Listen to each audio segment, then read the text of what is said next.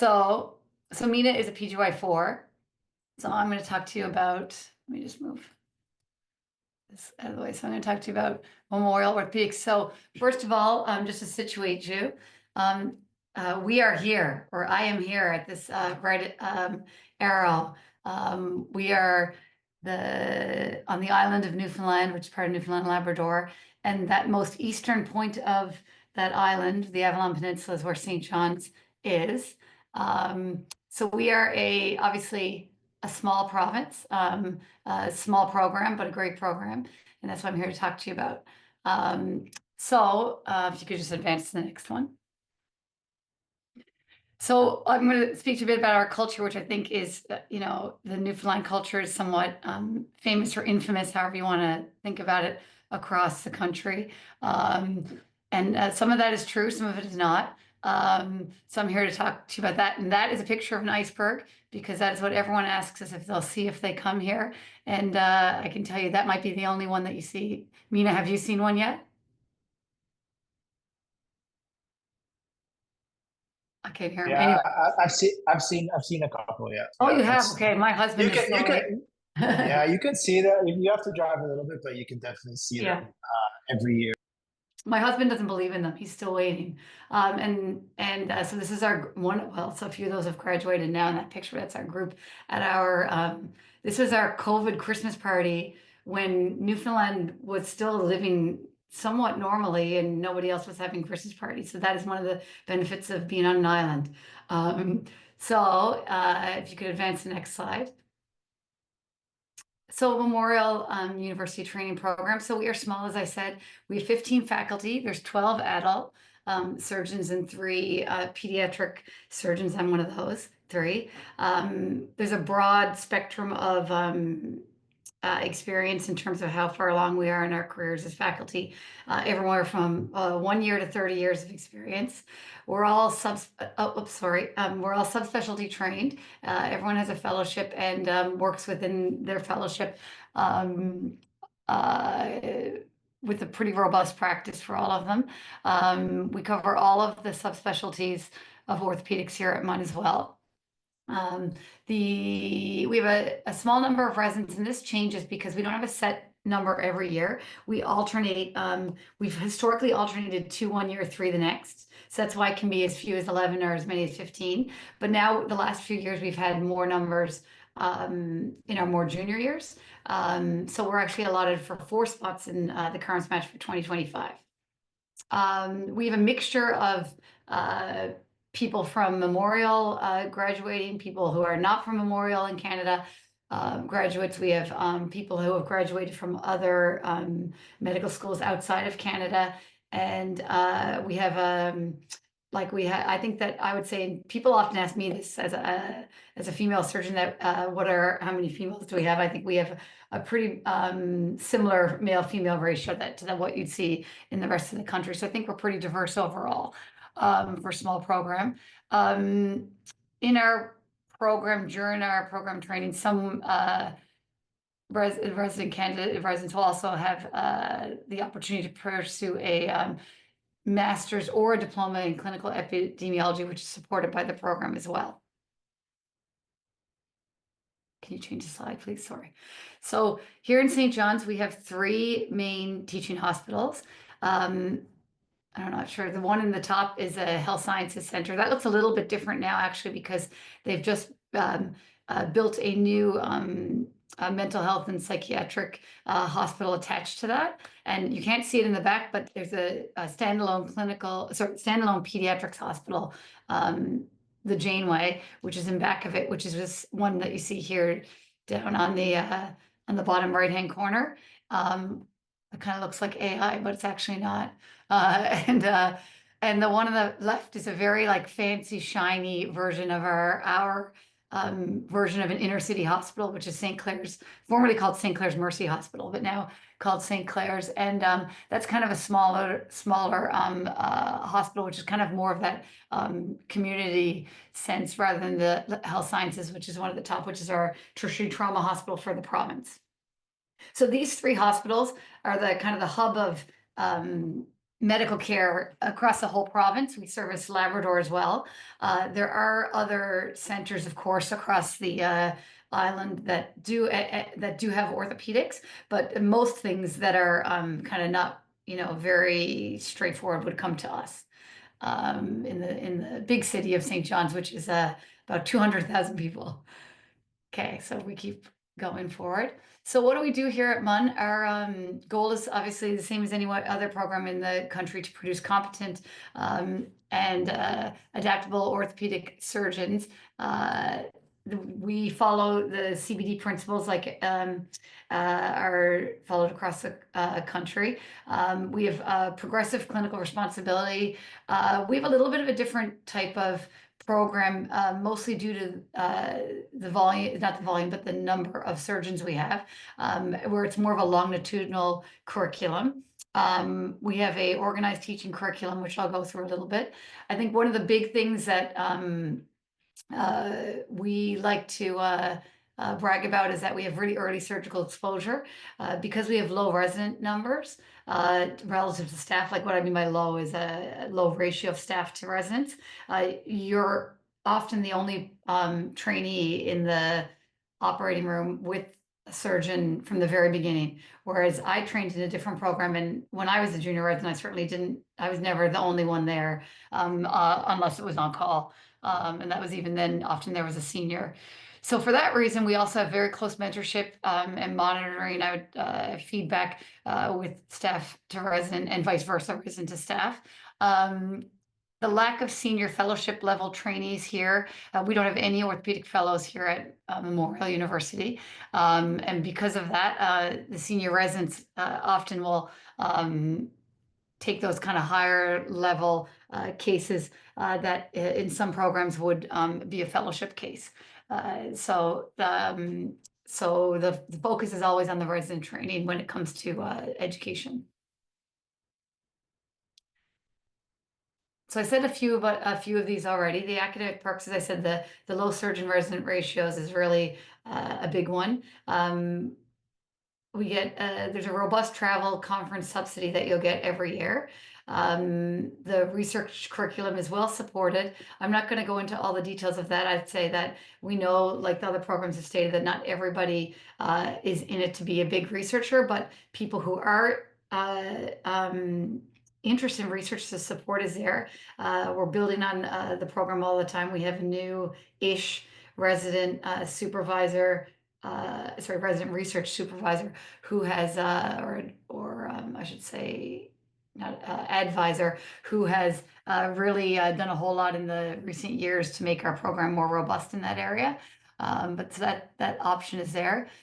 Yeah, every resident gets an individual Ortho Bullet subscription, which Mina could speak to a little bit more than I, but that basically provides a nice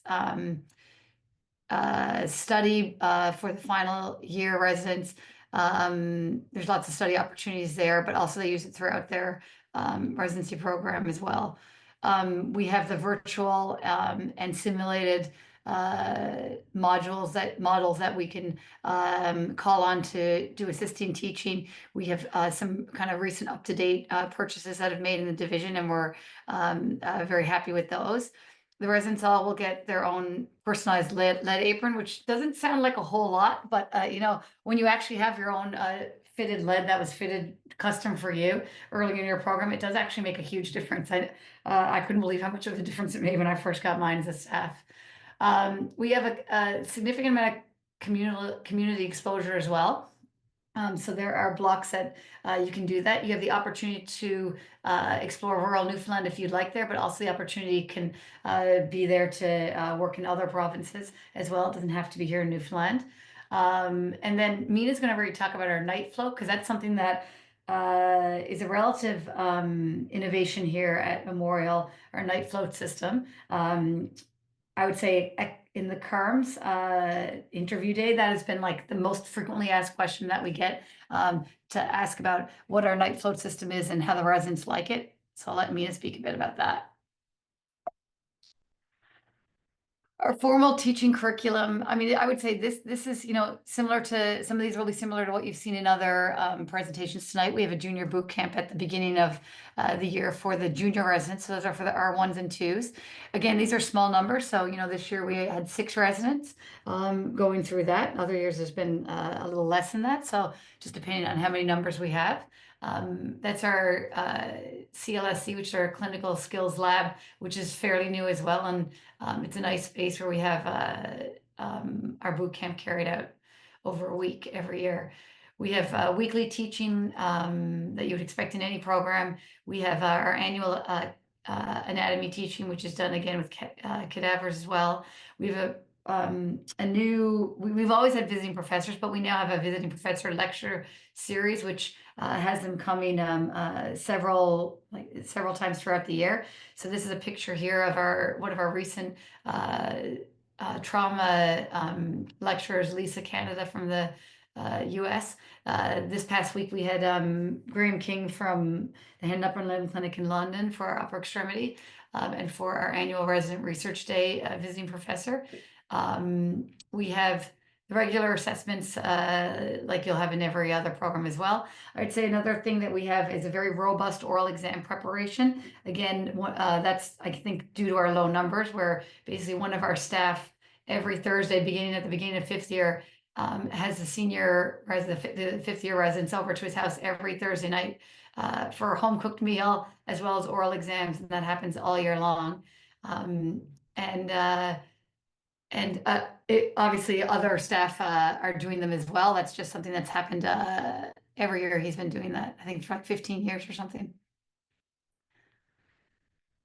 So our clinical rotations, they're laid out there. You can see this on the website as well.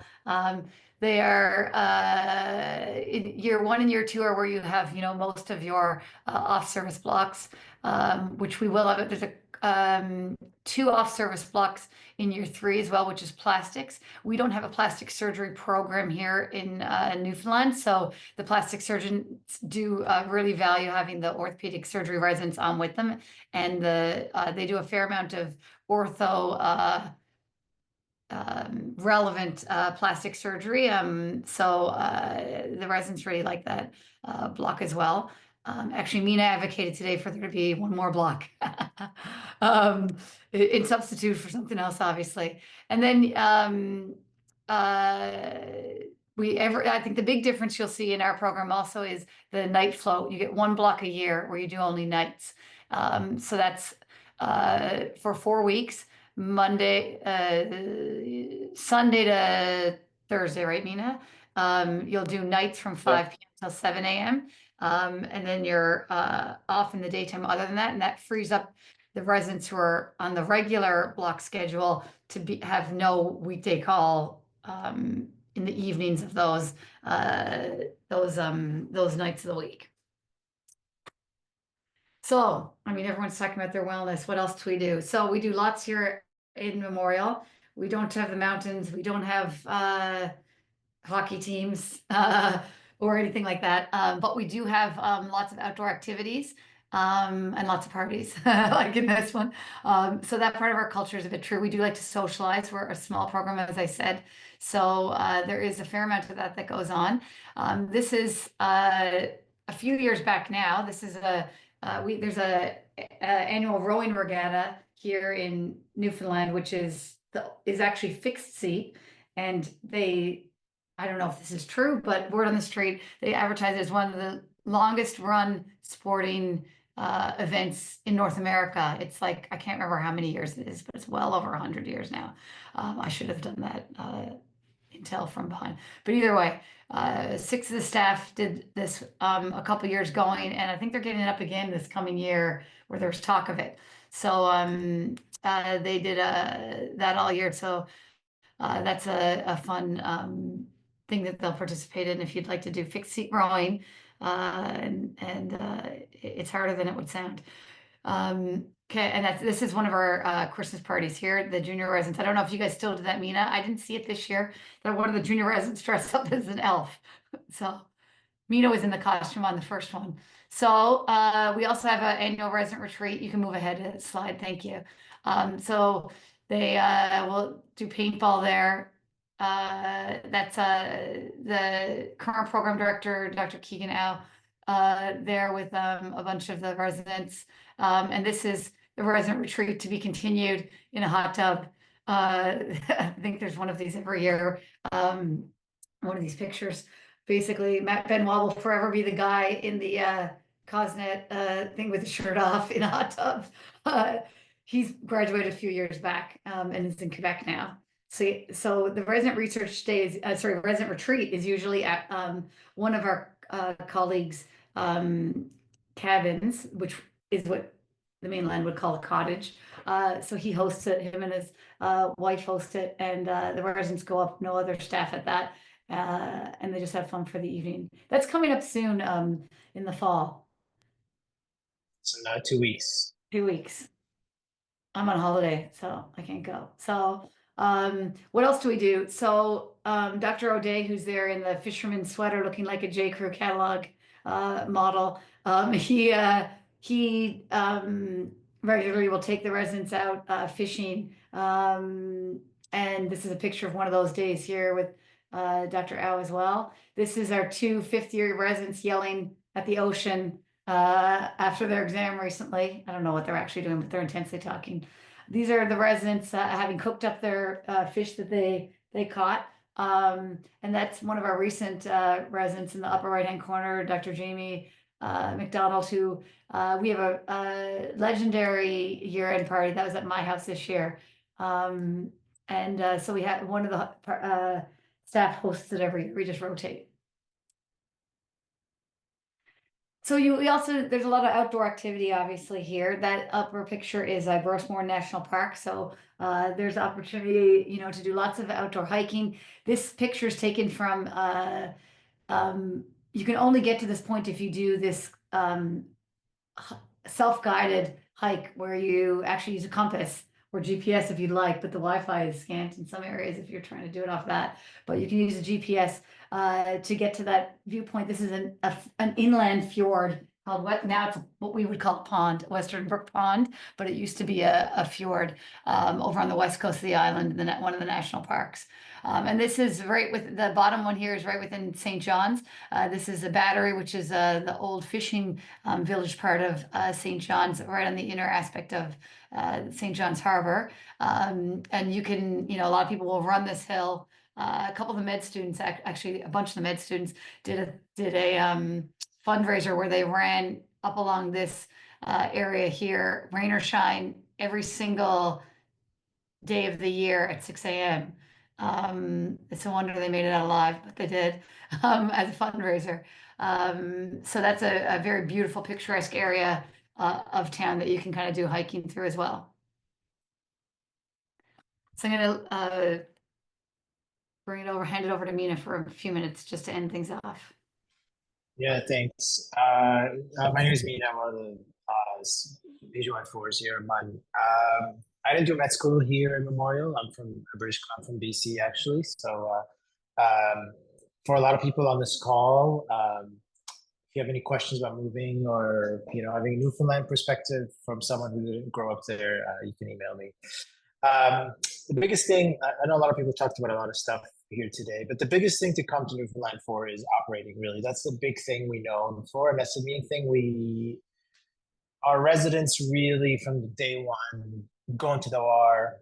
And really, I'm a PGY4 now. I can count on one hand how many times I've shared an OR with another resident, really. If anything, we actually get excited when that happens because it's not often. So we actually want to work with each other because a lot of times you actually end up choosing what ORs you want to go to.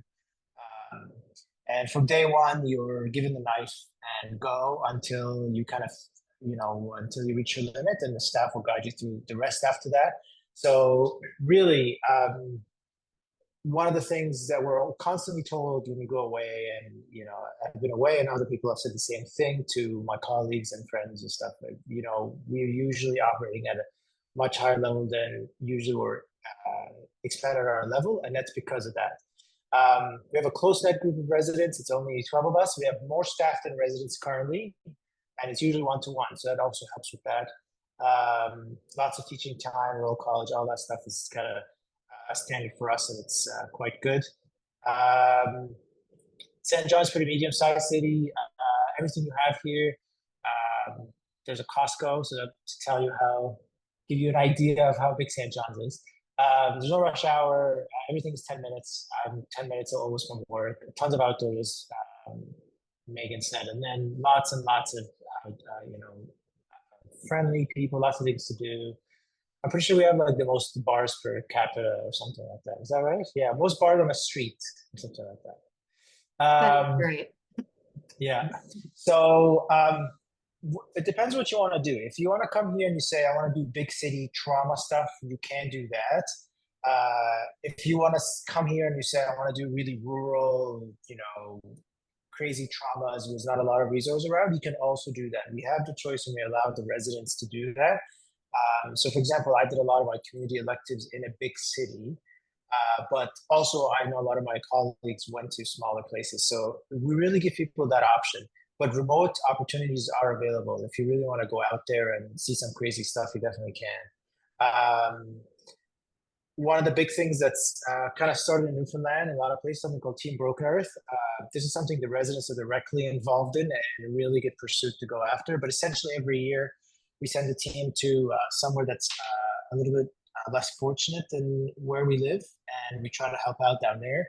I've never heard of anybody go down and say, it was all right. This was usually a life-changing thing, and the residents are very much directly involved in this. So usually from PGY4 onwards, you're invited to go, and there's many of these trips every year.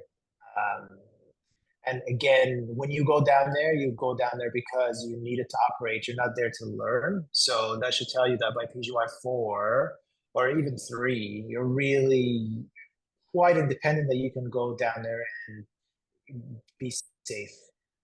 Was obviously supervision. So that's good. So why should you come here? Just quickly to finish up.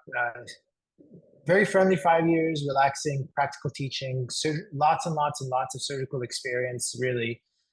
More than anywhere else I've been to for elective, if I'm being totally honest. Dedicated faculty and culture. I want to talk very quickly about how our call system works here, because it's changed really. I'm the last year where we've done the old system and the new system. Essentially, in my first year and a half, we used to do regular call, where essentially every day someone's on call. And that'll be very rough because of our low numbers. Someone would essentially be on call 1 and 2 sometimes, 1 and 3, which is brutal. We changed it to a night float system where essentially every year one person comes out of the schedule for one block, and they cover the whole city. And what that allowed us to do is that every resident essentially is free after 5. You're always free after 5. Sometimes you have to get called in for backup, but that's really rare. And even when you don't, you have to be in bed by 10.